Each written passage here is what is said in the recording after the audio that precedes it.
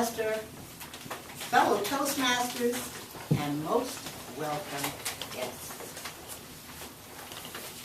Early one morning in the summer of 1956, I awoke to the sound of my mother's voice as she said, "Children, wake up! We're going camping."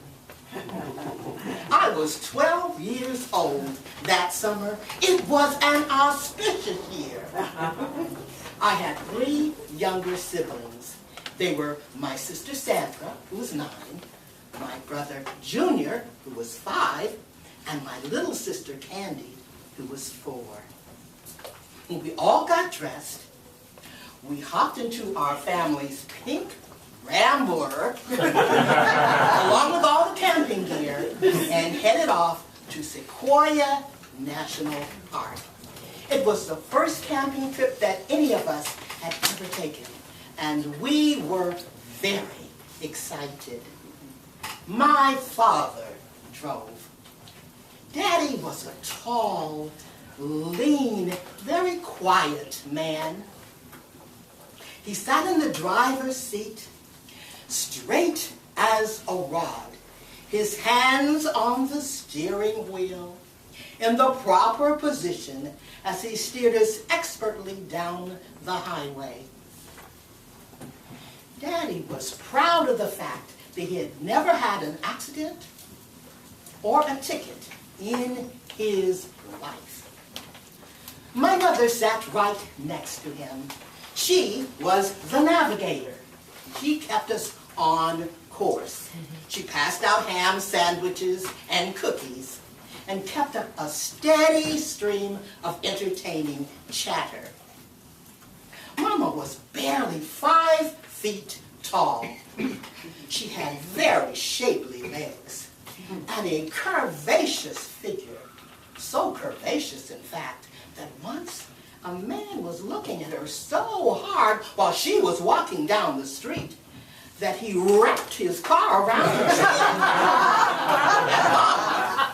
Of course, just kept on walking.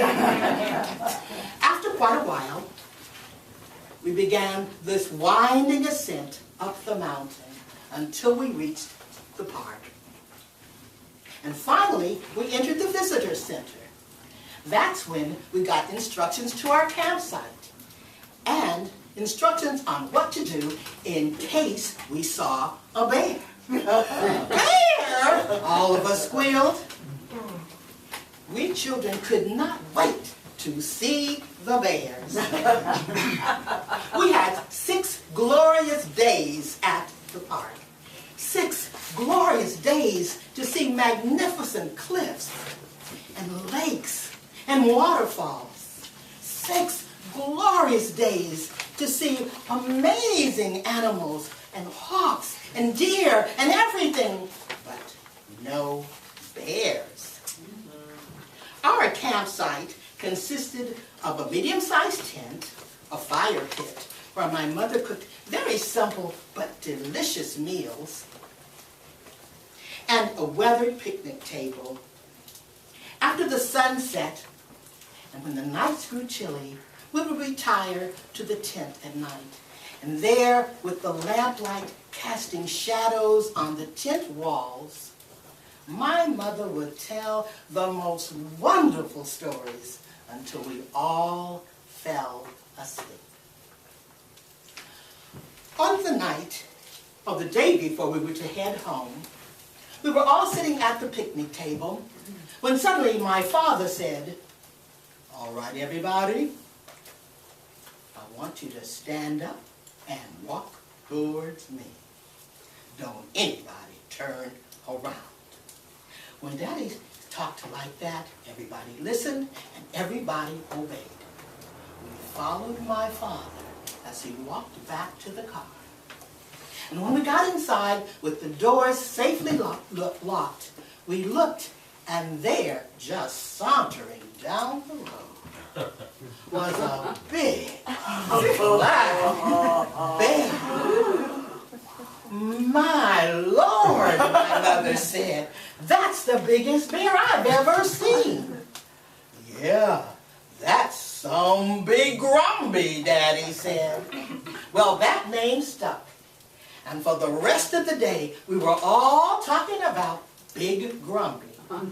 In fact, when we went to bed that night, we still had BigGrumby on our minds.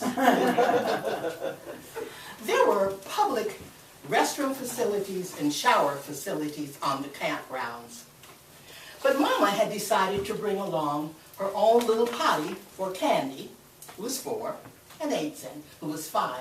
And she placed it inside the tent in a corner, just in case one of them had to go in the night. This particular evening, Candy had to go. So Mama quietly got up, took the flashlight, covered it with her hand, and helped Candy to the potty. It was at this point that Daddy woke up.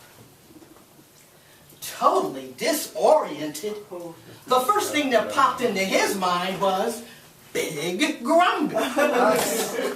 Well, he began patting around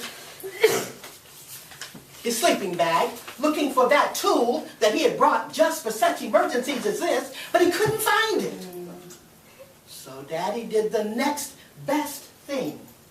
He raised his voice in the most blood-curdling yell that you've ever heard in your life. That yell woke up Sandra. It woke up my brother Junior. It woke up me. And we were shuddering in our sleeping bags. Then my father, with a running leap, went and tackled my mother to the ground.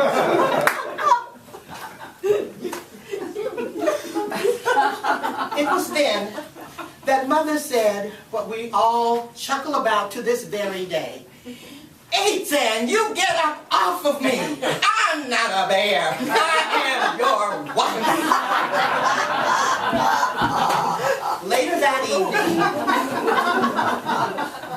after my parents thought we were asleep, I heard my father whisper to my mother, Elva, I'm really sorry.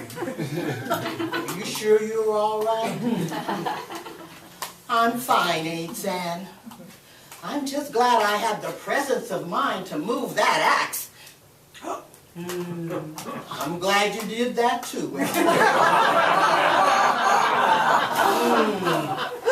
And next time, Aiden, I think it would be a good idea for us to rent a cabin, don't you? I think that would be a good idea, Elva. I think that would be a good idea.